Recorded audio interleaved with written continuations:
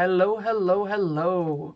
How's everybody doing today? What's up, SoundClouders? we What's up, actually- Twitch Live? We actually have him 2 weeks in a row. It's crazy. Like, I'm not a special guest anymore, yeah, you guys. I'm you're back. you're officially back as the co-host. Wait, what did we name it last week again? That actually was fucking funny. God, Special guest Josh or something special like guest Josh Thompson or Josh Thompson. I go to bed now. Well, we are actually going to have Josh Thompson on probably in the next month, I think. I think once his schedule frees up. Yeah. Josh Thompson that streams for us. Oh, Juice. Yeah, Juice. Juice will be on.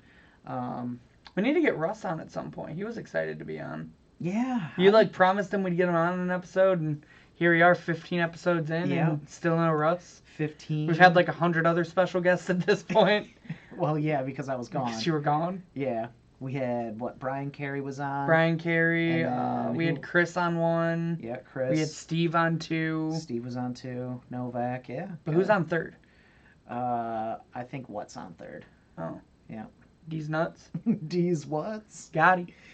Yeah, so how was your weekend? My weekend was good.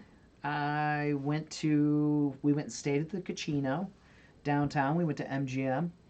And don't play blackjack there because that shit's rigged. I had to go and I had to go play slots to make up for the rigging of the blackjack there. Man, it was disgusting. Wasn't like Vegas, that's for sure. But so we stayed at MGM and then we had a wedding and we went to the wedding for a little bit. We didn't make it to the ceremony because ceremonies are boring as shit. And then we headed out to. They did bowling afterwards. They went and there was a bowling alley in the place. Sweet. Yeah, in the place that they got married. But we just went and rented a movie and went to sleep. We didn't go bowling. Should have gone bowling, man. Bowling's great. We just cuddled and just had a good time. It's not bad though. No, but MGM's nice to stay at. Did you go to the buffet? We did not make it to the buffet. Oh, you didn't get your crab legs? Well, they only have crab legs on Wednesday. Oh yeah, that's right. I didn't know that. I thought it was all weekend. Mm-hmm. But it's just Wednesday, so weird. And I'm always at Pando on Wednesday, so I I'm guess never gonna fucking make it to crab legs on Wednesdays. Sorry, Josh. That's all right. Maybe on a holiday or something, because Chris doesn't like to do magic events on holidays. You trying to find the camera? I'm trying to find out how to look into his eyes, but there's a glare there's a glare right at the perfect angle to look into Chris's soul. And my glasses hit it. You're not gonna make it into his soul. Yeah, you'd have to have one first. Yeah, but the weekend was fine, and then next weekend, I know you were talking about doing Syracuse. Yeah, I might be doing Syracuse. Yeah, Legacy Syracuse, SCG, but I will be in Indy. I have a pedal pub to get on. My sister-in-law. Do you know how hard it is to get those? Because we've been trying to get one in Detroit, me and all my friends, because it seems so fun. It's not that fun. This is like my fifth, maybe sixth pedal pub, and it gets a little old. I would rather just sit at the bar, or even I would rather do a pool. Let's just go sit in a pool and drink. Mm-hmm. Go find yourself a lazy river. Yes. Pedal pubs are cool, but they do get old. And you also, this is a spoiler / hot take for the kids. You do not have to pedal on a pedal pub. Do you know why? Because there's an engine, I assume. There is an engine, and it's illegal for them not to have an engine. Because if they get caught in traffic and something happens, they got to be able to cruise you out of there. Because you're drinking and whatnot. But for the most part, when you're pedaling, you're actually not really doing a whole lot. Because some people don't pedal, and I wouldn't pedal. Yeah, I know you wouldn't. You think I pedal? You'd be drinking, you'd be after the first beer, you'd be God damn it, it's a lot of work to drink. Yeah, drink and exercise is not my thing. So that's why just chilling, drinking is a lot better than the pedal pub action. But it's fun, it just depends. I just like the idea of getting to scream in the city. Yeah, I mean, it's cool because you get to, people, when you drive by, they're yeah, they're having a great time with you, and, you're playing music, and you're yelling at people, and it's hype, but like I said, after a while, it's just kind of not that hype anymore. I'm just like, let's stop at this bar over here and do a shot. Just gets to that point. But can I jump overboard? You cannot jump off those things. Ooh. You like the guy driving will actually physically scald you like a baby. Yeah, they real like. My wife's friend dropped her cell phone in Detroit, and she jumped off the pedal pub, and he was like, "God damn it, I'm gonna kill you!" Like he lost it on her. Oh my gosh! But I mean, rightly so. I mean, would you want to jump off a moving vehicle in Detroit, downtown Detroit? No, you would not. So, yeah, no. But yeah, so I got that this weekend. I don't have anything magical lined up for a while. Just got to keep buying magic cards. After Las Vegas, we got rid of a lot of magic cards and picked up some money, and so now we just got to buy magic cards. Our tank's starting to get a little empty with bulk. It is, yeah. You're crushing through it quite a bit. You're doing a good job, and I'll be helping you this week a little bit, not a ton, but we'll get after the rest of that stuff in that way. Yeah, we'll get to it. But yeah, the bulk's gonna be getting low, so we'll have to buy some more. Refuel, baby, refuel. So what do you got going on for Syracuse? I mean, what do you think? Like, if anybody bails on you, I mean, what are you thinking? I don't know. Probably just like hang out. Okay. Maybe do something with some friends. Not really sure. Okay. I don't really have much planned. I just, Syracuse is a long drive to do on your own. It is. It's what, 8.5 or something like that? 9 hours? It's like 7.5 if you From go Michigan? through Canada. Oh, yeah, I wouldn't go through Canada. Well, maybe. I mean, it just depends. Yeah. I hate that border traffic. The border traffic sucks. Border traffic's pretty annoying. Yeah. But, yeah, I'd love to go play because it's Legacy, which we're going to talk about Legacy today, but I just can't make it. I got to go to Indy. Gotta go get on that pedal pub. I gotta go drink. Gotta pedal your darn heart out. It's just like, it's part of my life. I'm forced to have fun all the time. Man, it must suck. It's fucking unbelievable how much fun I have to have. Rough times for Joshua. Mm-hmm.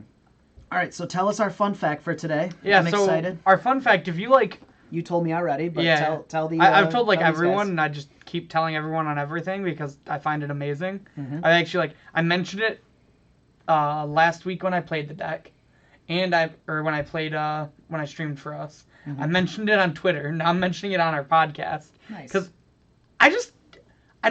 it's crazy. I would have never believed this. You're so excited. I am. It's awesome. Okay. So our fun fact is about Disenchant, which is a card as old as time. Yes, I played this card in my 60 before I even used sideboards. I didn't even have a 75 back then. Blowing up those moxes? When I was yeah, you had to. I mean, this card was amazing. Yeah, you just blow a mox up, or you needed to blow up moat a lot of times. Okay. Because moat was a thing when I was a kid. God, I mean, and if you were poor, you played Island Sanctuary. What was your most expensive card back then? I had a Sapphire. Did you? Yeah, my dad bought me a Sapphire for my 14th birthday, or maybe my 15th birthday, and that thing was like gradable, near mint, just nice. Balls, just beautiful. Then you played it on the lunchroom table? No, I actually we had cards and top holders or top loaders. Oh, I think I remember you telling me this story. So, and once, my dad was like, "Hey, listen, don't you fuck that up," And of course, I spent $20 on that. Well, no, I think he spent $200 on it. Okay, so this was like when they were starting to. Yeah, they were all during that time, because I started when I was 14. I want to say that was right around like, God, I don't know what set was out, but it was. I mean, I started playing like right after Fallen Empires came out. So you had Fallen Empires, you had 4th edition, all that stuff was out at that time. Okay. So like, I guess 5th edition. So this was a while after like Revised and everything. Yeah, it was probably during 5th edition. And so we knew that these cards started to get more pricey. And if you had a $200 card and you were 14 years old, it was probably best if you put your deck in top loaders, right? So my one of my buddies had his mono white deck in top loaders. He had Baneslayer, or not Baneslayer. He had Sarah Angel. He had Baneslayer. Sarah Angel. He had White Knights, Savannah Lions, all like revised in 4th edition. He had them all in top loaders. Shit was fucking hilarious. But yeah, so I had my deck in top loader so it would be safe, and I did run Disenchant. I think I ran one of back then. You know, and then if probably as time went on, I probably had a sideboard. I probably kept like 1 or 2 in my sideboard also.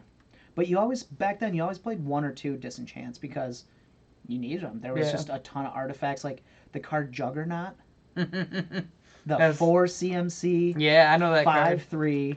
The original Tron threat. Yeah. That's what they used to play in Tron back in those days. Yeah, man, Juggernaut was, I mean, he was a bitch to deal with, and so if you could just, you know, if you could disenchant it, you were in good shape. So, yeah, now that we went through Josh's memory lane really quick. Sorry I memory laned you in the middle of it, but go on. No, it was great. I enjoy it. But yeah, so the fact about Disenchant is actually, this was, for the longest time, the only reason this card was legal in Modern. And was because it was time shifted. Yeah, it was time shifted. Mm-hmm. I don't think anybody else in this world actually knew that. Like, I just assumed this card was in every core set. Well, yeah, because, I mean, it's Disenchant, right? And it's been printed, since time shifted, it's been printed 1, 2, 3, 4, 5, 6, 7, 8, 9 more times since then. Which, you know... And they're all pretty fairly open 3 of sets. these are only on Moto, but... Okay. But... Still, like, which I didn't know, like, Starter 2000 and Battle Royale box set came after Time Spiral. Yeah, but I mean, there's so many copies from, like, 4th edition all the way through, what's this one right here? Mercadian Mask? Urza Saga. Yeah, or Mercadian Mask. Like, there's just so many printings of it, and, like, if you have bulk, any sort of bulk at home, you've got a disenchant in your bulk. Oh, how many disenchants do you think we have? I mean, there's got to be thousands in our bulk. Oh, for sure. Easily thousands. So, yeah, because that's just a card that we don't even pick for backstock. We just leave it in the bulk. Yeah, because there's so many copies of it. I can't even tell you if I've ever seen one because there is one copy that is actually worth pulling. I think it's Mercadian Masks. No, the one next to it, Mercadian Masks, is there. Oh, my bad. Yeah, it's the little fat guy on there. Yeah, I remember this because I believe you told me it was me. I did not say that. Did. All right, I might have said it was you, and fuck you. I'm sorry that I called you fat. No. I apologize. My heart is already broken, Josh. But I believe that's the only copy that is worth, I want to say that copy is worth, like, I don't know, 30 cents or whatever. That one also, I think, is pickable. Which Disenchant is your favorite? Is it still like the... No, 100% it's Ice Age. It's Ice Age? Yeah. I like the Mirage one, too. But the Ice Age one is where the person, for you SoundClouders, it's the person that's reaching out for the sword. That one is really cool. The most iconic one is obviously the 4th edition, the Alpha through 5th or whatever. Mm-hmm. But yeah, I think that's definitely my favorite art, and it's most iconic to me because I played the Ice Age one all the time. Now the M25, I really like this one. Yeah, where the guy's holding like. It looks like a mock sapphire. I think. It looks like a sapphire that's just like evaporating into the air. That art's really cool, and yeah, the new M20 art. It's not bad. It's just got a sword next to it, and what is that? Like a? Looks like a shield or something. Maybe. I don't know. Looks like a hunk of metal with like this beam of light on it, and it's really pretty. I'm sure the foil is really pretty. Oh yeah, I have actually seen a foil of it. It looks pretty good. But yeah, M20 first set since Time Spiral that this card's been printed in like a modern legal set. Yeah, that's really cool. It's wild. Yeah, and I never in my life thought I would sit and talk for fucking 5 minutes about Disenchant. Right? So thanks, Richie. Except for when you were a kid. Now the real question is your favorite game. Okay, yeah. Next up, now we got to see if momsbasementgames.tcgplayerpro.com, our sponsor. If I can spell Disenchant. If our sponsor has it. So let's see. Oh. Let's see how many copies we got in stock. How many? Why do we have so many disenchants? Dang. Why do we have so many disenchants? We have 2 pages of disenchants. Dude, we have like every disenchant. We do. Look at us.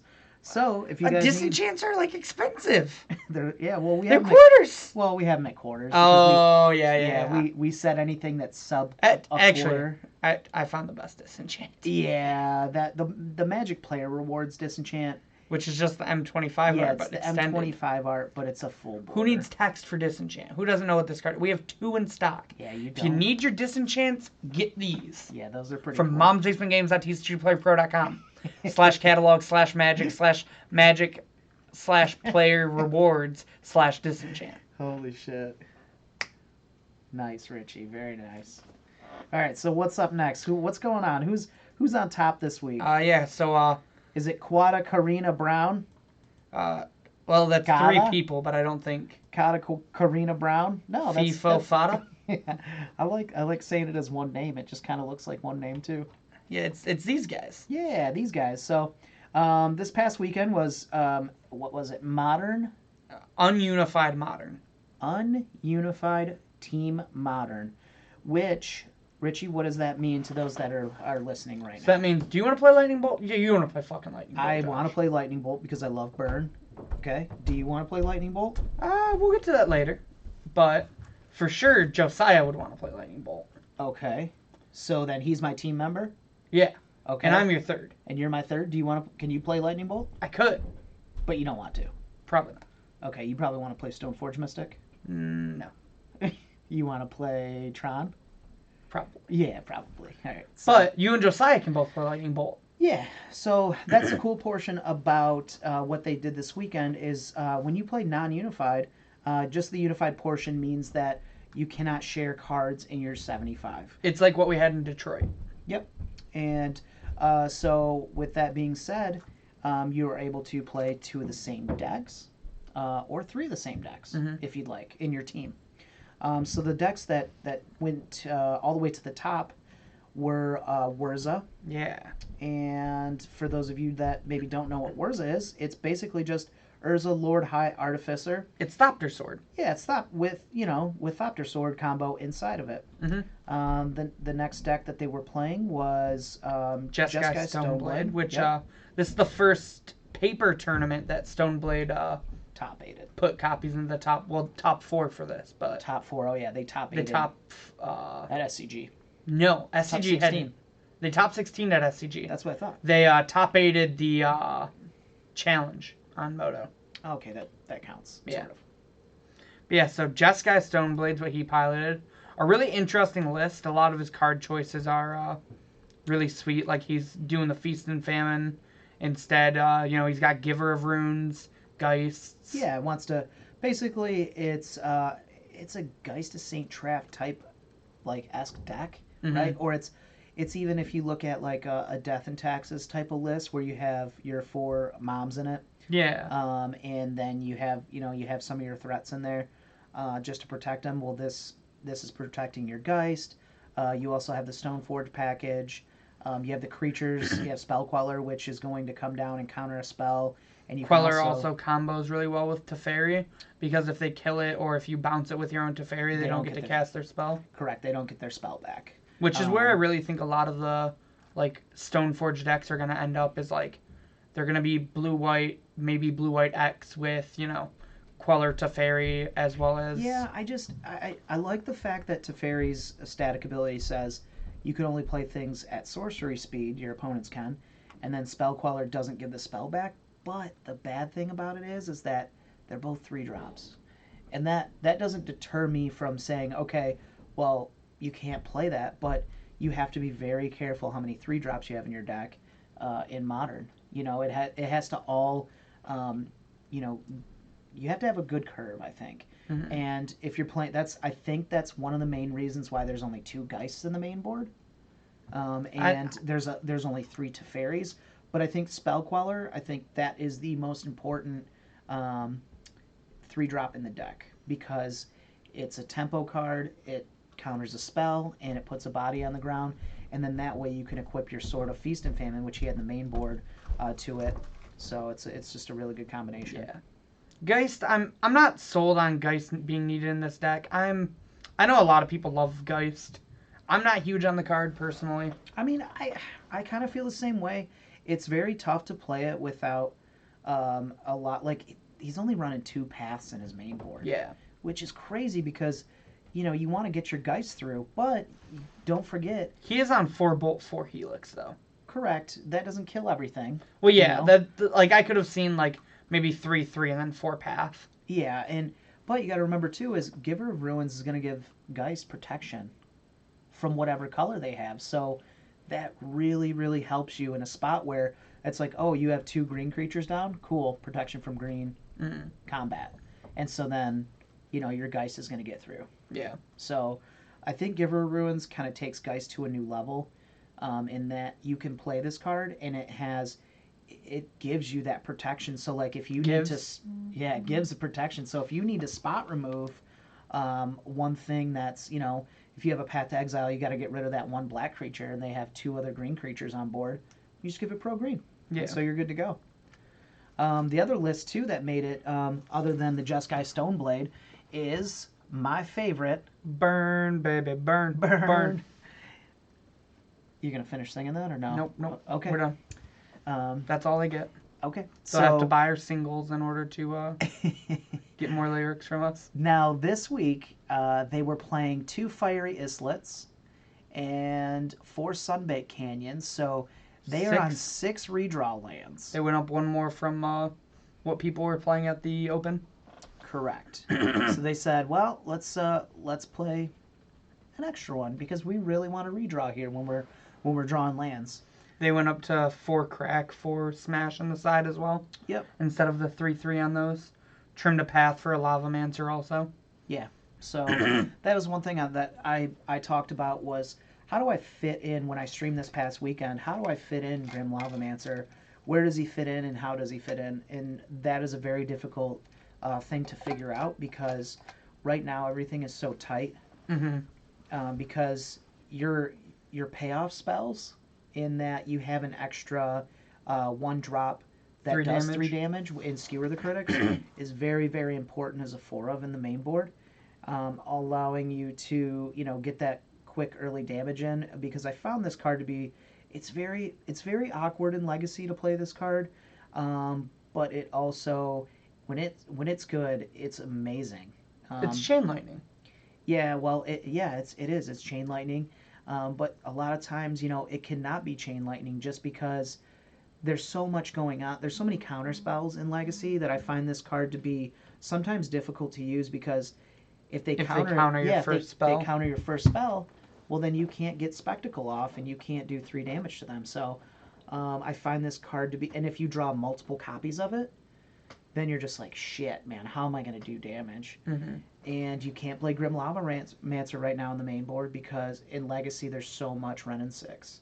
Now, I don't know how much Renin 6 is going around in Modern, but we're going to take a look at some of the lists and check and see really how much is going on in Modern compared to Legacy and see if, maybe I'm wrong. Maybe I can be playing Grim Lavamancer in the main board and like 1 copy in the main, 1 copy in the side, and I just don't know it because I need to see more results because the meta has shifted already, and we just don't have enough information yet. Exactly. So moving on down to the second place team, they had Blue-White Stoneblade, kind of your more traditional. You put that shit on everything, right? Basically. Hot sauce. Get out. Hot sauce. Team Hot Sauce took second place, man. Give them a shout out. Yeah, they're a good floor trader. I know you do a lot of business with them. Yeah, I love those guys. So, Team Hot Sauce, congratulations for taking second. Really awesome of them. Yeah, they won like Worlds last year or some shit, right? 2 out of the 3 guys. I think one of the guys is new. I think so. They I know they won the Magic 25 Pro Tour. Yeah, that's what it was. Yeah, Pro Tour. Yeah. But yeah, so this is pretty typical. This is what you've been seeing a lot of, like your Jace the Mind Sculptors, your Mana Leaks, your Force the Negations in the main. Pretty standard from what you've been seeing on Moto. A lot of so this is a pretty good shell that a lot of people have been playing. I do like the Spell Quellers in the deck personally, but Click's also really good. Yeah, I played this past week. I played against Blue White Stoneblade. I think I played against Blue White twice and then Jeskai once. Mm-hmm. And I won 1 out of 3 of those matches because I don't know how to play against Force and Negation. You also get Batter Skull. You do get Batterskull. I wasn't so worried about Batterskull. I was worried about playing around Force and Negation. Mm-hmm. As a burn player, that is the fucking hardest card to play against, hands down. You know, because I know how to play against Spell Snare. I know how to play against Mana Leak. You know, you just run shit into it. But it's the times when they're tapped out and you think to yourself, oh, I'm just going to go ahead and bolt them now or spike them now and get in there. No, you're not. You're going to get forced. And then you get sad. Yeah, and then you get really sad. And then you're like, God damn it, why didn't I just cast that during their upkeep? Well, because Spike's a sorcery. Spike is a sorcery, but there's times when you can just cast a lightning bolt during their upkeep, and you forget sometimes. Mm-hmm. So it's going to be a little bit of a transition for those of you that out there that do play Modern, and you're thinking to yourself like, oh, I haven't played a whole lot of Modern yet, or I haven't played a whole lot of competitive Modern.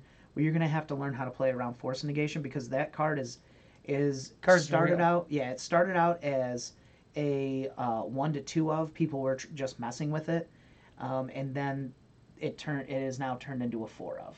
Yeah, and I think that like if you face like just control with no stone forges, you'll probably only see like the 2 of still, because they want like more cheaper so they can do more spells in one turn. Mm-hmm. But with like when you're playing Stoneforge, you really want the yeah, exactly. Yeah, you got to protect that Stoneforge because I've went to go kill a Stoneforge and they Force and Negationed it and I was like, oh goddamn, looks Well, like I'm dead. I'm dead. So yeah, Humans was also on their team. This deck is actually a deck we haven't been seeing a lot lately since the Hogak banning. A lot of people have been saying it, gets a little harder in the meta now that we're, slowing down. A lot of the mid-rangey removal heavy decks are coming back. But I feel like that's where this deck is still fine. Like this deck's okay. Yeah, like it's fine. But like that's not this deck's good matchups are the decks that are trying to kill you fast. Okay. Because of Thalias and Reflector Mages and Meddling Mages. When there's a combo heavy meta. Yeah. Then that's when you want to be playing Humans. Yeah, like that's why we've seen this rise during KCI. We've seen this still performing super well during Hogak. Okay. We've seen it a lot during when Is It Phoenix was really popular. Yeah. Although even then it was kind of down a little bit because, your deck dies the lightning bolt. Yeah. Everything dies the bolt in this deck. Yes. And, my matchup against Humans is a true 50-50 matchup. Like, yeah. It's as 50-50 as you can get. And a lot of times, because... I don't have enough testing, and I don't get to play enough Modern. I feel like it's a 60-40 matchup for me. I feel like I'm going to lose more than I'm going to win this matchup. It's a very skill-intensive matchup. Yeah. It gets even harder now that they're on like 4 Oriox because of how big Mono Red's been. Yeah. Then Burn again is their other teammates deck. Excellent. Pretty stock Burn list, other than 2 Stonies in the sideboard. So really hedging for like the Wurza deck. Mm-hmm. So what are the upcoming events that we have to look forward to? Yeah, so we have, like we mentioned earlier, SCG Syracuse this weekend. We got Legacy being played, and I hope you get to go. Yeah, we'll see. Yeah, I would love to see you play some Legacy. Maybe take one of these things down. Maybe. What are you gonna play if you go? Probably Teamer. Teamer Delver? Yeah, Teamer Delver. What's that list look like? Is it standard? Yeah. You playing Nipple Mongoose? Yeah, I'm on Mongoose. A lot of people have been going to either like Hex Drinker or Dreadhorde Arcanist instead, but I like the Goose. I think the Goose is good. You gonna let the Goose loose? Oh yeah. Good. Have you been playing it on Moto lately? A little bit. Okay. That's actually what I was gonna play on stream this week. Nice. Just run another league back with it. Okay. Cool. It's been feeling pretty good. Yeah. It's probably the best Delver deck right now in my opinion. Okay. Cool. For CFB, we have Magic Fest Ghent, which is Team Modern. Not Gunt. Ghent. Yep. I feel like I've drank a Ghent before. You may have. You may have had a Ghent. I don't know. wherever Ghent is, it sounds like a really cool place. Yeah.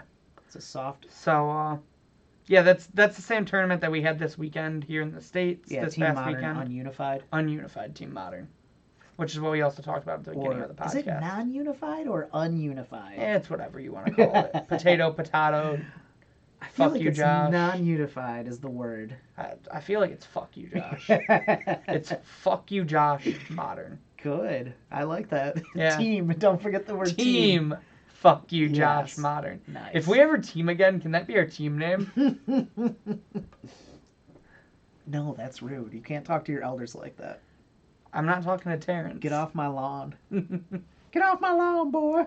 Yeah, but so now to the main topic that we were going to talk about, which is just the meta games of Modern and Legacy, and really where we've been landing or where we would like to land, moving forward.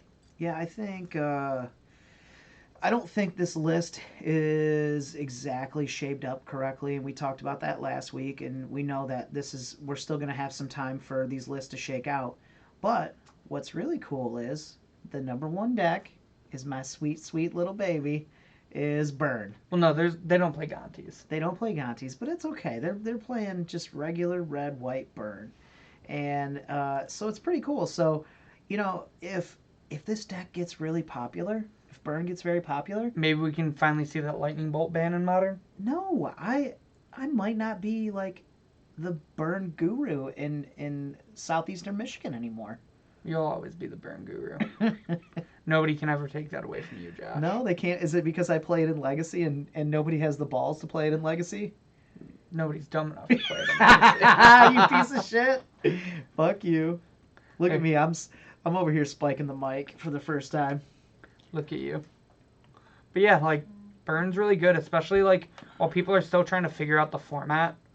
Burn's just, it's gonna kill you.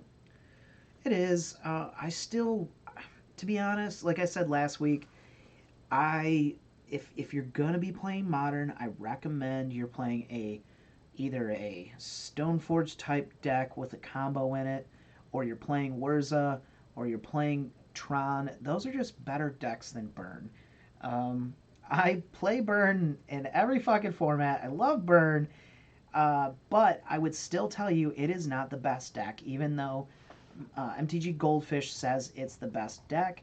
There's a lot of pros playing it right now, but I promise you, even though it put 2 copies into the top 4 and 3 copies in the open top 8 last weekend. Yes, because listen, Burn is Burn, right? So we're always going to be there, in the top 16 somewhere. But just the sheer amount of Burn that's happening right now, and people doing well with it, it doesn't mean it's going to last. This should say something. What, the 3 core Firewalkers? Like 3 to 4 core Firewalkers on the side? Yeah. What people are going to be doing for Burn here shortly. Yeah, and I agree with that. I don't disagree with them playing core Firewalker right now, because if you're in a Burn battle, with somebody, core Firewalker's pretty good to have on the battlefield. Yeah, Dragon's Claw. Stuff up. Yeah, Dragon's Claw or core Firewalker is good, and then the one that humans plays, the Auriok Champion. Auriok Champion's but great. you gotta be a creature deck for Auriok. Correct. And all those cards are great, against Burn. And so you want to be packing some sort, even if, let's say, you can't find core Firewalkers and you got to play Burnt and Forge Tender, like, or you just want to play. I think that Dragon's Claw is really good right now. I think that's the sleeper Burn card sideboard. Okay. I'd probably play that over core Firewalker, because then you don't have to hurt yourself. You also don't play white, so. I do not play white, but how many Dragon's Claws are going to be in your Burn sideboard? I don't know. If for a Wednesday, I don't think any. No. I don't think I really care, because there's not a lot of Burn players in our area. Yeah. So it's you. Yeah, it's me and like 1 or 2 other guys. Chad. Yeah. Chad's hit or miss on if he's playing like Burn or the mono red deck. Yeah, and Brian Carey started playing it. Brian's playing Burn. Yeah, so, and Brian's a really good player, but and not to say that Burn's a hard deck or anything, but I think Brian I think he will tell you if you ask him that the deck is a little more difficult to pilot than just saying, oh, I'm going to pick up Burn and play Burn. Yeah, it's everyone thinks of Burn as like your traditional aggro deck. I don't actually even personally consider Burn aggro. No. I consider it more of a tempo deck. It's like a tempo-y / like retarded combo deck. Like, oh, sorry, Down syndrome. Excuse me. I don't think that one's better. we're gonna have to have Sorry. Steve edit the podcast. No, He's gonna hate us. No, that's okay. I'm 36. I'm allowed to say those words. All right, so Jund is the next one. Yeah. And you know what? I'm gonna speed through this real quick. Here, flash us back there, Richie. I'm gonna give the top 10 because I feel like this is kind of how I put it in my mind and said when I looked through this when we were breaking this down before the podcast started. We've got basically the top 10 decks, and then you've got a couple outliers, and I think these outliers are not going to be outliers once everything shakes up. And this is how I see this, right? Okay, so we've got the top 10 is Burn, Jund, 4-color Wurza, Blue-White Control, Eldrazi Tron, Regular Tron, Amulet Titan, Grixis Death Shadow, Mardu Death Shadow, Titan Shift, Humans, 5-color Niv Mizzet. Yeah. All right, let's just pretend that one's not number 10. Hold on. I will real quick because I know you're gonna not give a fuck, but the people listening will. Sure. If the format is actually a mid-range battle, this deck is insane. Well, yeah, because it out mid-ranges the mid-range. Exactly. I understand that. Good. But you got to remember that these once everybody figures out that they need to be playing combo, like what I keep telling people. So what about Jund? What's Jund's combo? Jund's combo is turn 1 Thoughtseize, turn 2 Inquisition you. Okay. Right? That's their combo. So they have built-in anti-combo, right? So that's why they're able to do good. And then turn 3 Lily, discard another card. So turn 1 Birds of Paradise, turn 2 Domri Raid out of 5-color Niv Mizzet isn't a combo? Not really. Okay. Okay, good. Just checking. All right.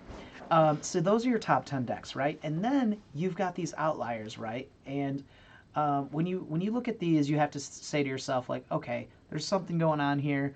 There's not enough data, and there really isn't. And now you've got Infect, you've got Storm, you've got Hardened Scales, and you've got Dredge. Traditional Affinity. Yes, Traditional Affinity. Mono Blue Tron. No, don't you say Mono Blue Tron. Sorry, I gotta. If Nate the Artificer's watching, we gotta mention Mono Blue Tron. Yes. Twiddlestorm. Yeah, and then now Twiddlestorm. Let's leave that for a second, okay? All right. And then you've got Elves, and then you've got even like I don't even see the combo for there it is, Devoted combo. Like that deck is really really nuts. But it's really bad in a mid-range meta. It can be correct, but it can combo you very fast. Sure. And now it's a lot more resilient, right? So sure, you might say to yourself like, okay, this deck is bad in this format, but how many copies are we seeing? All right, we're only seeing 6 copies here, right? 6 decks that have done anything, and I think we're gonna see more copies. And like, of course, you got your weird ones, right? Like your Twiddlestorm, that I think is a really good deck. The deck's really good. Okay. I mean, I didn't pick up 150 copies of Ideas Unbound for no reason in Vegas, so I believe in the deck. And you know, you've got Living End. You know, you've got these outliers. What's another outlier here, Richie? Colorless Eldrazi. Merfolk. Merfolk's not an outlier. That deck's a piece of shit. Terrence Hudson. And then you've got Boggles, and you've got stuff like that, right? Those outliers that are just like, okay, we know that those decks have always been outliers, but when you see decks like number 20 on the list is Dredge, and it just won the biggest event in the GP, the first GP after the Hogak banning, you can tell that, okay, this we don't have enough data yet. Wait, Dredge didn't win the GP. Dredge won the SCG. The Classic. It won the Classic. The Classic. Okay, what won the GP? Wurza. Got it. Okay. Now, thankfully, Wurza's at the top, right? Deck's broke. That is my pick for deck to be playing right now. Yeah, and I think so too. And we talked about that last week. Again, these that decks Tron. that, yeah, these decks, like and Tron is just super resilient. Again, Tron is just like Burn. It's a very resilient, solid deck. If you want to play a very solid, resilient deck, play decks like that. But if you want to win, you know, you want to play decks like Amulet Titan. You want that decks that combo. You want to play decks like Wurza. You want to play decks like Titan Shift. All these decks they're already in the top. And So you don't think Tron could win a tournament? No, I do think. Okay. I think all these top 10 decks here. Excuse me. I think all these top 10 decks right here can win a tournament. Maybe, maybe not Burn. I don't know if Burn could take down a monster tournament. I mean, there's got to be just a It was ton second of Burn. place against Wurza. There's got to be a ton. There's got to be a ton of fucking Burn out there, man. But again, it's the funny part is that I play Burn, I love Burn, and I'm the one sitting here talking shit about it. It's because I know that the deck is good, but it's not that good. So. I think there's a lot of people that would argue that with you, but yeah, but they haven't been playing. They haven't been through the ups and downs with Burn, and they don't understand how difficult some of the matchups are, how unforgiving your mulligans are. The deck doesn't mulligan well. You know, when you get to play decks like, I don't know, what is it, the Coco deck that I just talked about. You get Coco. You have tutors to get back in the game. Well, that deck's not even playing Coco anymore. I understand that. It's playing Finale of Devastation. Finale of Devastation. What's the other one? Anyways, Eldamri's Call. Eldamri's Call, right? So it has tutors to get you back in the game. Tron also plays the card that digs you 5 cards. Ancient Stirring, Sylvan Scrying, Expedition Map, Chromatic Star, Chromatic Correct. Sphere. Yeah, so do you see... The deck draws cards. Yeah, so do you understand why I say that it's so important to know what Burn's limitations are when you say, like, it is the best deck right now. Man, this deck's nuts. It's like, it's not nuts because it has a lot of issues. It's got a lot of fundamental issues. Now, but what's helping wasn't a lot of those fixed with getting the new Horizon lands? That's what I was just about to say. A lot of the help that it's getting is from the redraw lands. And so it takes it from being a 8 through 16 deck to a top 8 deck, but it does not fix the effects that it has when you don't have access to, like, cards that you just said. Cards where you can go search, like Eldamri's Call, or cards that you can dig 5 deep with, or Sylvan Scrying. You don't have any tutors. There's nothing to get you back in the game. You get what you get. So, all right, Jesus, I've talked about Burn enough. Yeah, so that's how Modern's shaping up. Is there any deck that, like, I think I'm with you on 4-color Wurza. I'm also with you. I'm not with this because Burn's so hot right now. Death Shadow, that's kind of a tough one to be on. Yeah. I think you're going to see a little bit of a slide on Death Shadow if Burn continues to be good. That's actually an interesting thing that people have been bringing up is, like, so as a Burn player, you think you have a good Death Shadow matchup. Well, you do if you play it properly. Okay. Now, because the Death Shadow players say the same thing. Yeah, and I think that shows just how close that matchup is. The matchup is close. It is close, but if you are a seasoned vet with the lightning bolts, you will discover that unless they draw Teamer Battle Rage, you're going to fucking murder them. They have to draw Teamer Battle Rage. It doesn't matter how many stubby Ds they draw. Stubborn Denial.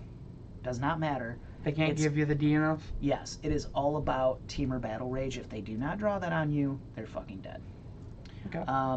But Titan Shift, I think Amulet Titan, anything Titan-wise, I think is really well positioned right now. So if you're going to be playing Modern, I would definitely say get yourself on a Titan list, get yourself in that blue-white control, and we can roll back the tapes to months and months ago when I said, grow some balls and play Jund.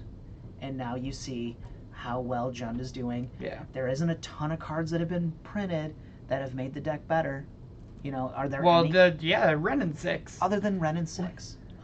Seasoned Pyromancer, not in this list, but it was in the one of Seasoned Pyromancer. From, the lands were huge. Barrenmore and Nurturing Peatland. Neutering Peatland. Collector Oof was huge for the sideboard. Yeah, Collector Oof's pretty good. Like, this is a way different Jund deck than what you would have seen 3 months ago. It is. Maybe a little bit different. When did Modern Horizons come out? Yeah. It might have been 3 months since Modern Horizons. I don't know my days anymore. It's about that. All right. But, yeah, I think the deck was playable. I think it got better. I don't think it got a ton better, right? I think it got a ton better. I think Ren and 6 was a huge improvement for this deck. Well, you know I'm a Ren and 6 hater. I've been a Ren and 6 hater for a while now. But yeah, so those are our picks for Modern right now. And if you guys disagree with us, let us know. Yeah. Tell us in the comments on YouTube. We'd love to hear it. Yeah, hit us up. Yeah, for sure. Blow Josh's Twitter up. For sure.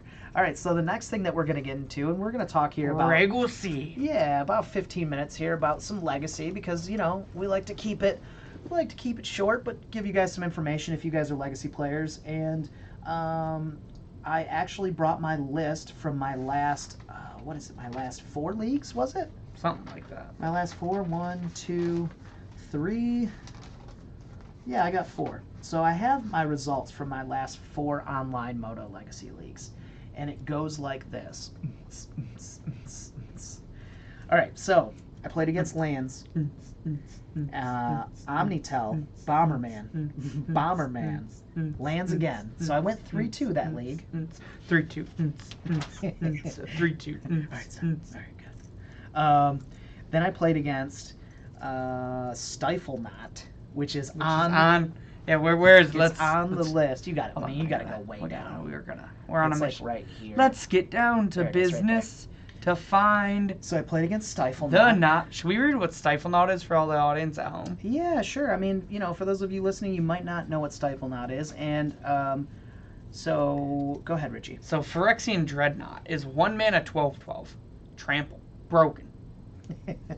But it has this downside of when it enters the battlefield, you have to sacrifice any number of creatures with power 12 or more, or else you got to sacrifice the Dreadnought.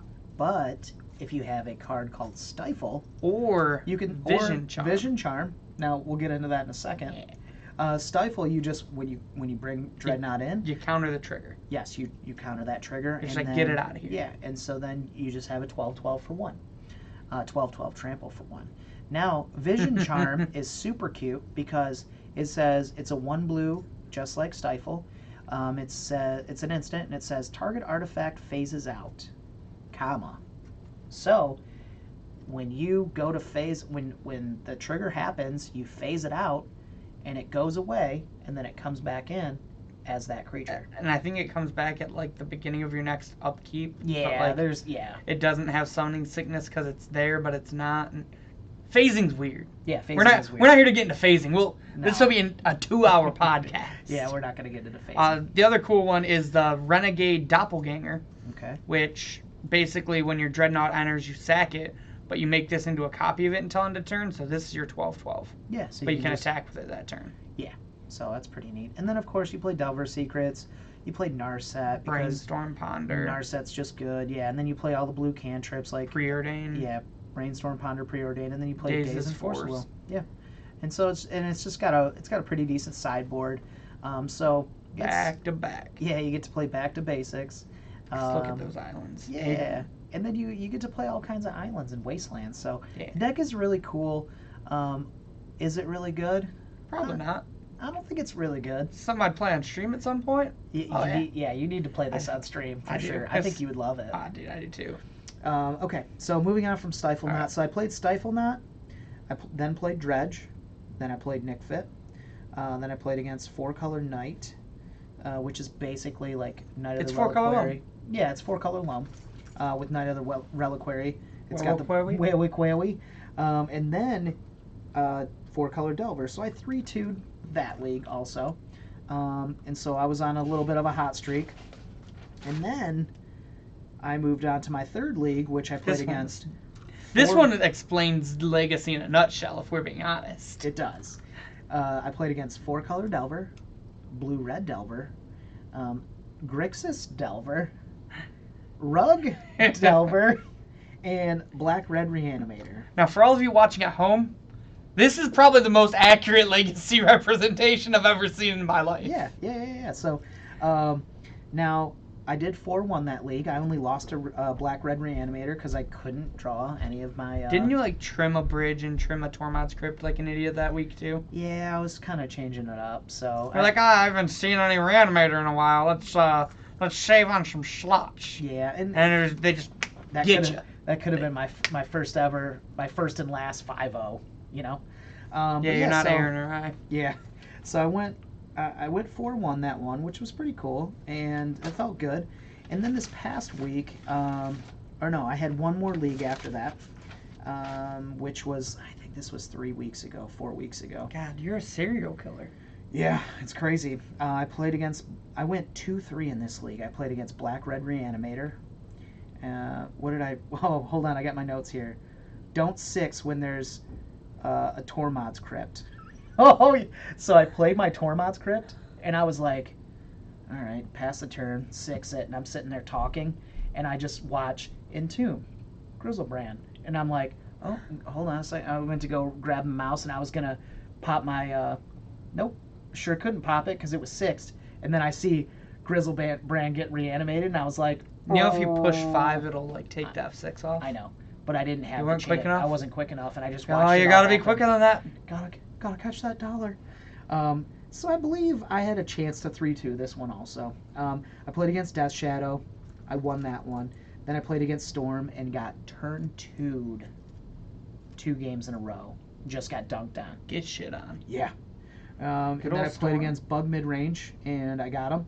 And then I played against Elves, and they brought, game 3, they brought a Umezawa's Jitaean out of the sideboard. You know, the ever popular Umezawa's Jide out of the Elves deck. Yes. So, I mean, I've been pretty hard on Legacy lately, and I've been playing a lot. So, not to say like, oh, I can speak intelligently on it, but I can. I mean, let's be honest, you can't speak intelligent on anything. No, right? But like, I can kind of give a backed up opinion here because I have been playing a lot of Legacy lately. Mm-hmm. I've even been playing on Thursdays when I get a chance, on paper. So, I really think that the meta is very. I think Legacy is kind of like a standard meta where it's very narrow, and it is not diverse like Modern, where you have top 20 decks that you could see at any SCG.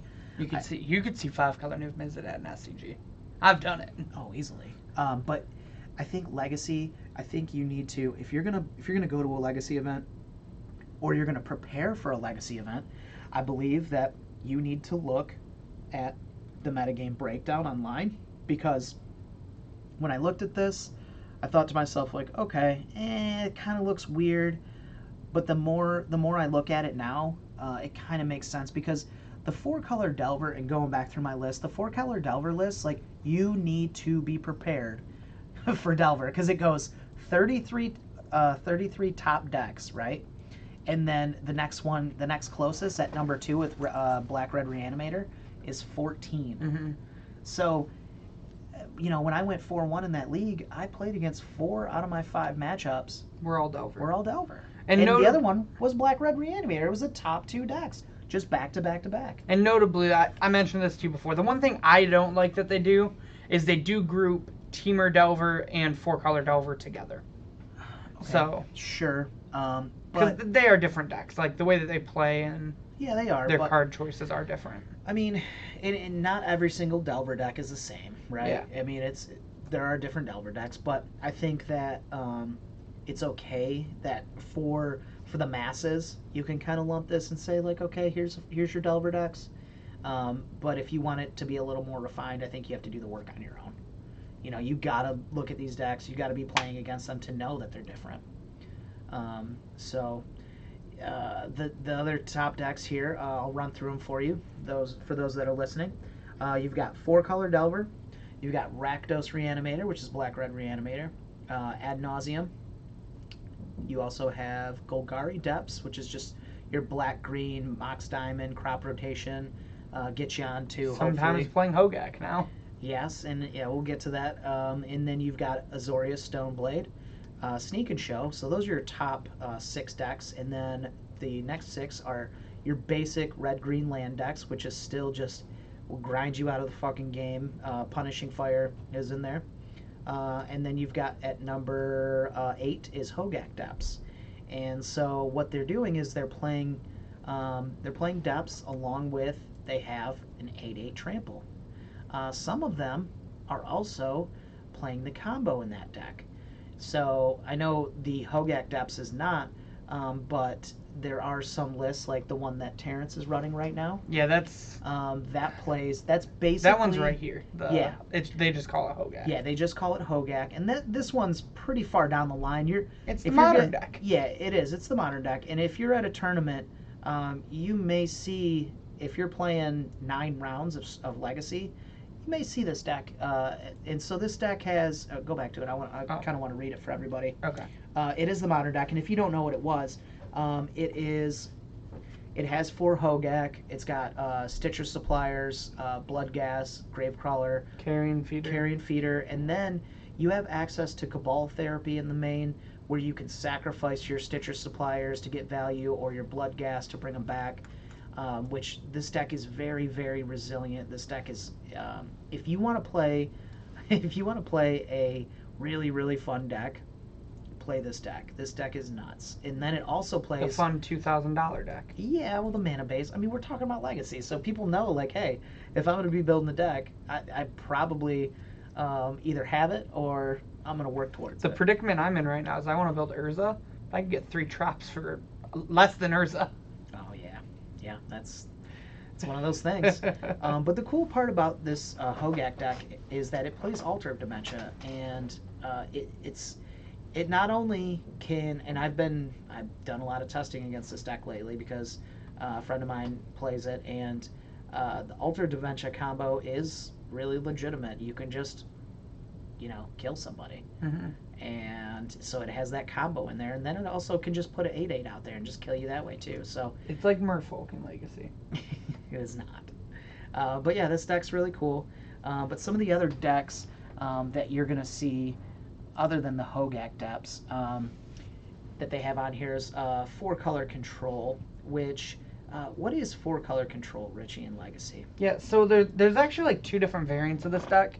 The one a lot of people have been going to now is with Arkham's Astrolabe, and this is wild because this is like a 4-color Legacy deck with only like 3 to 4 dual lands in it now. Okay, but this is your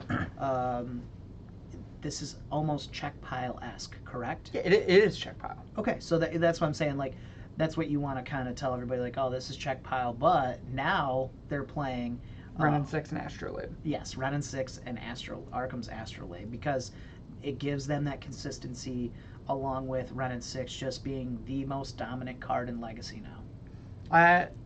I wouldn't be surprised if within a year we probably see a ban. Personally, I don't think so. I think it's way too similar to Deathrite Shaman. Personally, agree to disagree. I think it's actually worse for the format than Deathrite. Actually, if I'm being honest. Yeah, but I don't know.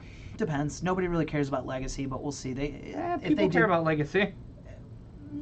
I don't think we would have seen a Deathrite Shaman ban if people didn't care about it. Yeah, but I think Renin 6 kind of he sticks around. What is this blue-black Death Shadow? That's up there too. Been around for a while. Yeah, I like that. It's actually the best budget way to get into Legacy. You can just at $2,180. Well, if you not cut me off and let me finish talking. You can cut the Underground Seas, which literally takes $1,000 off this deck, and just play a 3rd or a 4th Watery Grave and like another basic. Okay, so we cut $1,000 off of this. Mm-hmm. Okay, good. Mono Red Prison. So we've got 6, 12. So what do you think about Mono Red Prison? I think deck's fine. If my opinion on this deck is if you go to the casino the day before and you hit big, you probably don't want to play this deck. But if you went to the casino and lost on your ass, leave up some Mono Red Prison. You gotta get pretty lucky with this deck, in my opinion. Why do you think you need to get lucky with it? So it's one of those decks where when you do your thing, your opponent's not gonna get to play Magic, but you lock them out. There's so many ways. If your opponent has Force of Will, you just wasted 2 to 3 resources on something.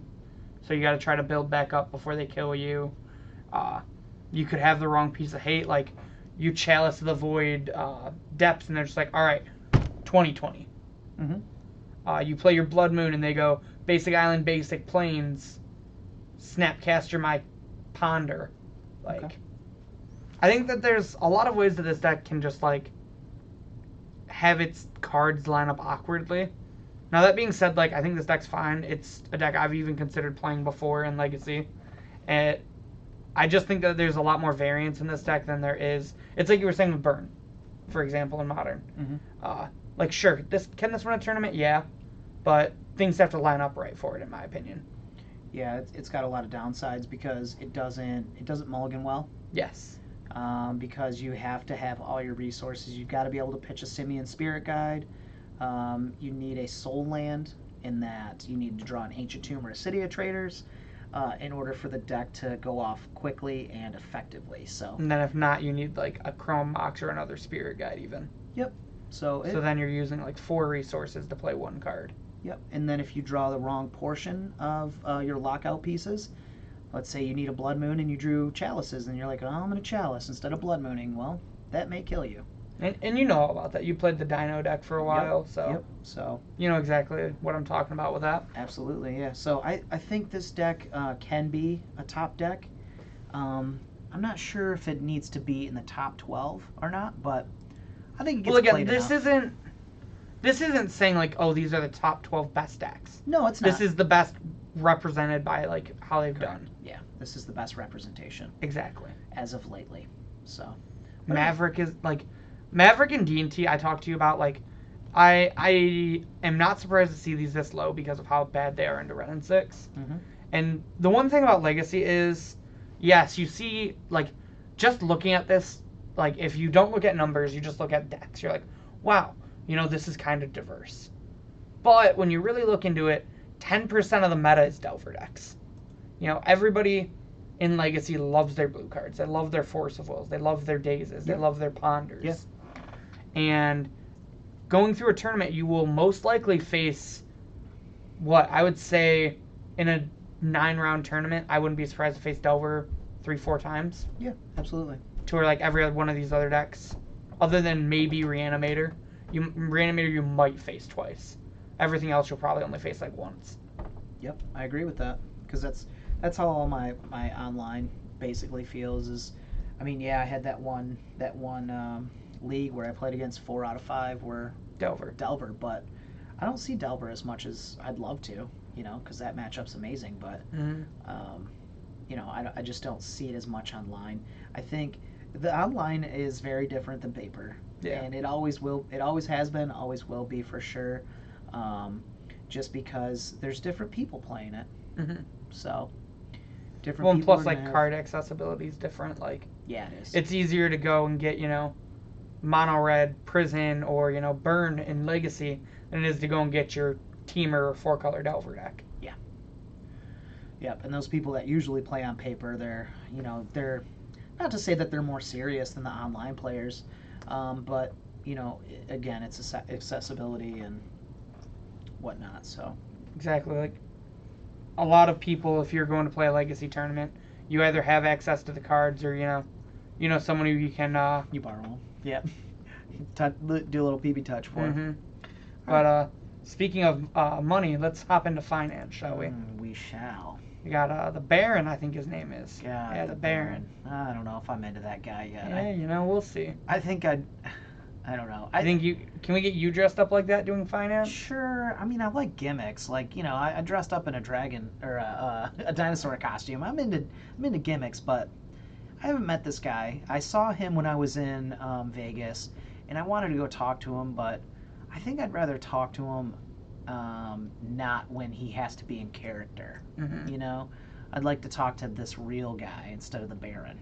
Okay. So that's why I didn't go up and talk to him, and just see what he's like and see how legit he is. Well, yeah. I mean, I just like to know his story, I guess, because you know we're doing the same thing. We're trying to grow. We're trying to get people to watch us, and so I would just like to know where his head's at. So if he has a head. Yes. So this week we've got some spikes, and we always want to tell you guys about what's up, what's down, so that you guys have time to maybe dig these out of your collection before you give them to us. Yeah, there you go. And sometimes you don't want to give this stuff away for free. You want to set it aside, not leave it in your bulk, or maybe you just want to maximize your value of your cards and take them into your local shop and be able to get something that you need out of it. And a lot of these, we're still seeing, you know, the spikes from Commander decks still even. Correct. That was the most recent product, so that's where we're gonna see a lot of our spikes. Yep. So this week we've still got same as last week. We have the morph spikes are up right now. The manifest, because people realize that it also works with the commander deck. Yep. The dual sit sirens, that's up to $6. It's looking like it's coming back down though. Oh wow! It was like it 30 spiked bucks. to 30, and now it's down to Maybe a $6. buyout? Probably, yeah. So, this is one of those ones where it's just like, hey, find your copy if you don't. If it's from C14. If you don't have your copy, trade into it at $5, and you probably won't miss out on too much. No. A couple bucks here and there. Blah, blah, blah, blah, blah. Steve and I talked about like spikes in Commander. Yeah. When we were doing the podcast together, while you were, out playing with strippers' titties or something. That's true. And the thing about Commander spikes as opposed to a spike in Modern or Legacy is people typically aren't gonna care as much because you only need the one copy. You do. So, spending $6 on this, sure, it sucks you're not spending 50 cents like you could have, a month ago. But, I mean, it's only $6 for one. Yeah. You don't gotta, You missed the boat. You don't need 4 copies of a card that... Now, if this card stayed at $29.98, you might be a little, thinking, God damn it, is that really worth it? Mm-hmm. But, yeah, when it comes back down to life, and that's kind of what I continue to say is, hold fast, wait for this card to come back down a little bit if you can. And let everybody know, hey, this card's super expensive in your play group. Make a proxy of it. Let your friends know, hey, I'm going to buy this card, but I just haven't got around to it because it's $30 right now, and I'm going to wait till it goes back down to $5. The other card that's up right now, too, is Primordial Mist. Yes, and that's at, it's hovering around $9. Yeah. And this I actually see this one staying, I think. Think so? It's a pretty powerful ability. Yeah, so Primordial Mist, this is a newer spike. I don't think, did this spike last week? No, this one was this week. Okay, yeah. So let me read this to you guys. It's a 5-drop enchantment. At the beginning of your end step, you may manifest the top card of your library. Exile a face-down permanent you control face up. You may play that card this turn. So essentially, if you want to enter the battlefield trigger from one of your morphs, you can do that. Okay, yeah, so it's a 5-drop enchantment. I think you're right. I think this card will stay up a little bit. Yeah. It could come back down a couple bucks, depending on how much. Well, it's C18, so product's already gone. Mm-hmm. So yeah, it's not going to get opened anymore, really. A little bit. This one's pretty cool. We talked about this one last week, I think, on the podcast, right? Yeah. God. Yeah, we had to have. Yeah. Belthar the Defiled. Balthar. Yeah, Belthar. Belthar. So he's a zombie dwarf legend, and it says all minions get +1/+1. They can pay triple black. Remove this guy from the game. I wonder how many minions there are in Magic. Each player returns all black and all red creature cards from his or her graveyard to play. This is cool because it can be your commander. Oh wow! And so you can do some pretty cool graveyard shenanigans. Fill your graveyard up and bring all your cards back. So basically, you're getting to play Reanimator. Well, Reanimator, but what's the card where it's Living Death? Yeah, Living End. Or Living Death. Living Death. Yeah. Living End is the version where it gets rid of the cards. But the one that surprised me is Godsire. Excuse me. I love this card. And this card is at $28 right now. Don't buy this card right now. Yeah, please God, for the love of baby. Please, for God's sake, don't buy this card right now. Of all sweet little babies in the world, hold on this card. So it's a 4 plus red, green, white.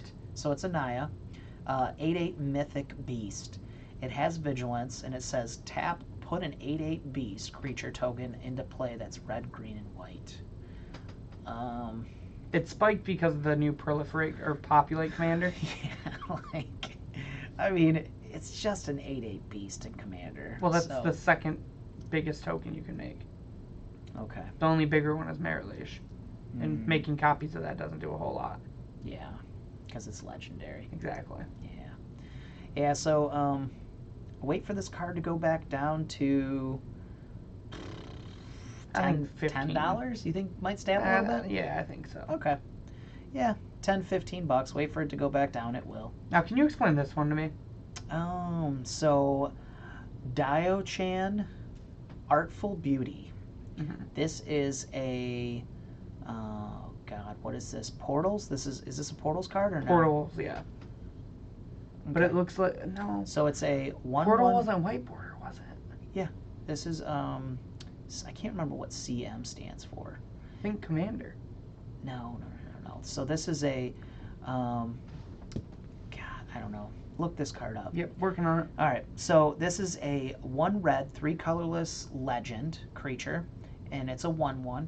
It says on your turn, before you attack, you may tap this card to destroy any one creature. Commander's Arsenal is what it was in. Commander's Arsenal? Commander's Arsenal and Portal reprint. 3 Kingdoms. Portal 3 Kingdoms, yeah. So it was a reprint. Oh, Portals is white border. Then your opponent destroys any one creature of his or her choice. Not really sure why this card spiked. Again, it's one of those cards where it hasn't been printed too much, and it's just one of those cards that you can buy out, and it's like nobody's gonna when know. Imperial Recruiter jumped at first. Yeah, it's the same thing. Yep. So it's just one of those cards that sees play. It was seeing play at $8.50. So you know that people were actually playing it. It wasn't like a dollar rare or anything. Mm-hmm. And so it just gets to the point where somebody's like, hey, I'm going to buy that card out. Or I have so many copies of this card, I'm just going to go buy it out and then take my $8 card and turn it into, $80. Exactly. So I wouldn't recommend, I would highly recommend proxying this card until you really feel like you need it. Yeah. So, maybe if you go to a GP or something. Don't play proxies at GPs. Yeah, obviously. This week, pretty cool weekly winner is World Gorger Dragon. That's neat. This card's dope. Yeah, World Gorger Dragon's always been awesome. So I love this combo.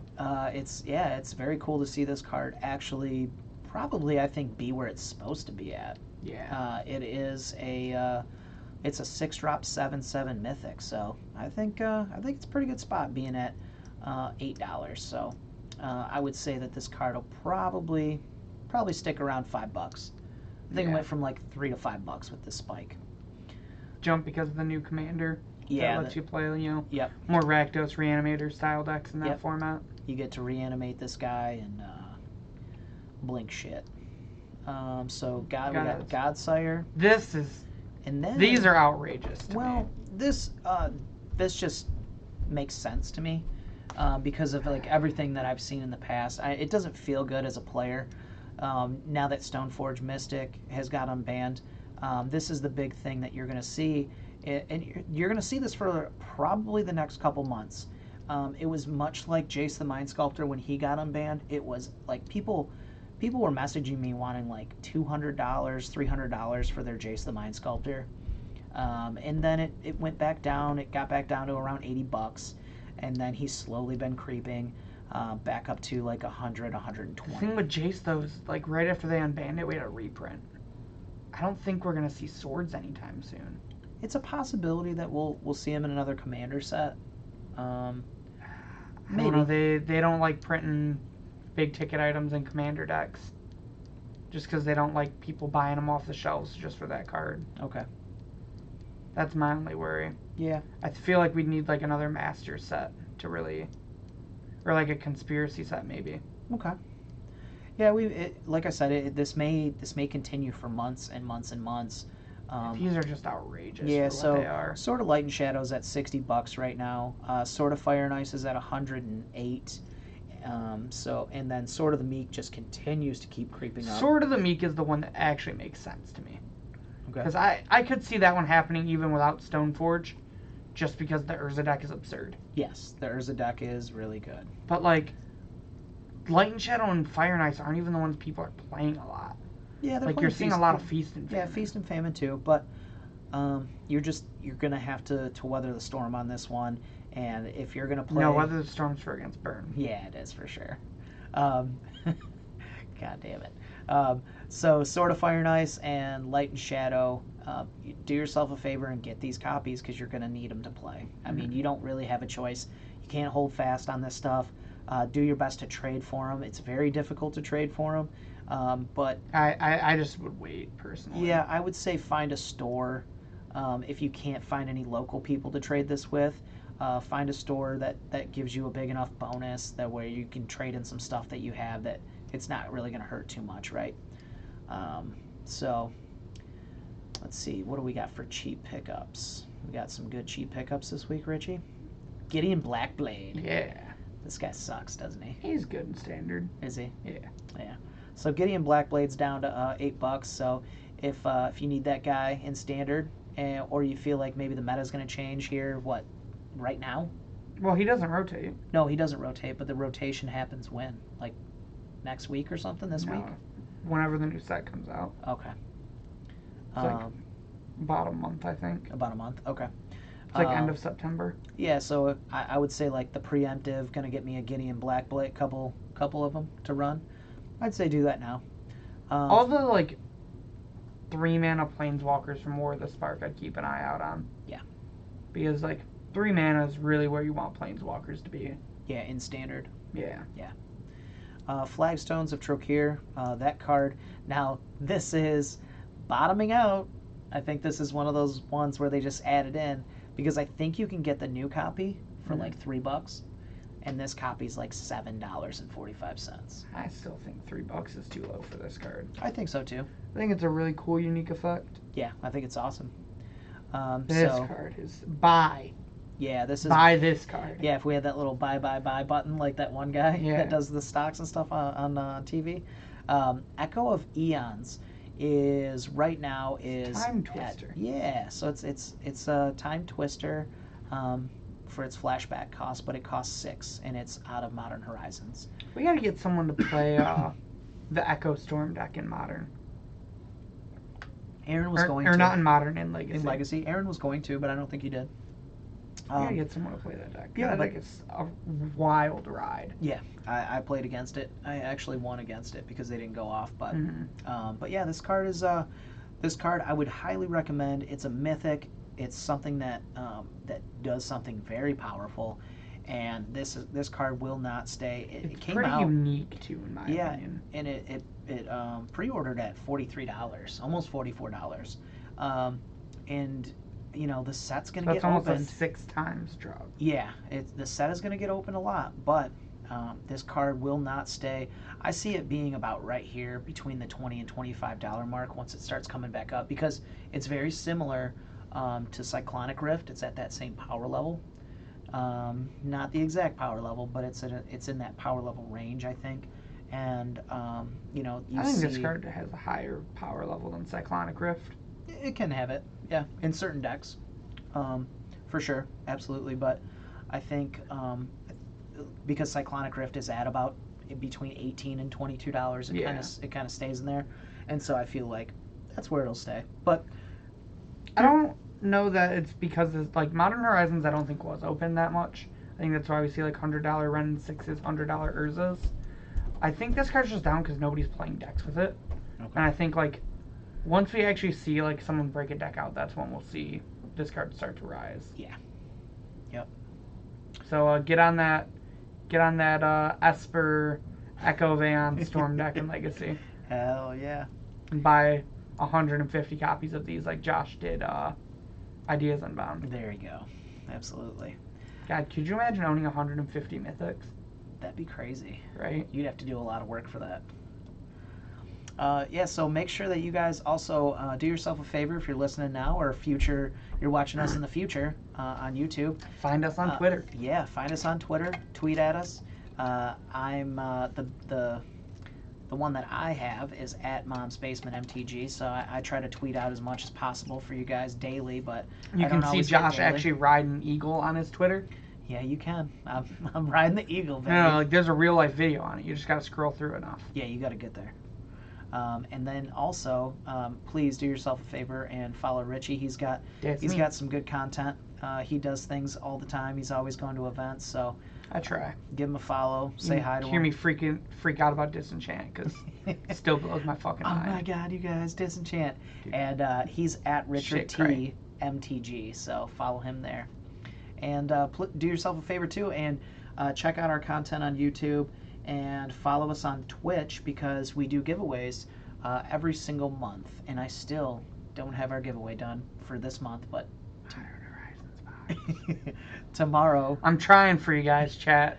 Just go follow Josh on Twitter just to @ him and tell him that you want the giveaway to be Modern Horizons boxes. We'll try. We'll see what we can do. All right. Well, that's it for us this week. We will see you next Monday at 5:30 if you guys want to watch us live. Same bat channel. Absolutely. All right, you guys. Have a good one. See you. Adios.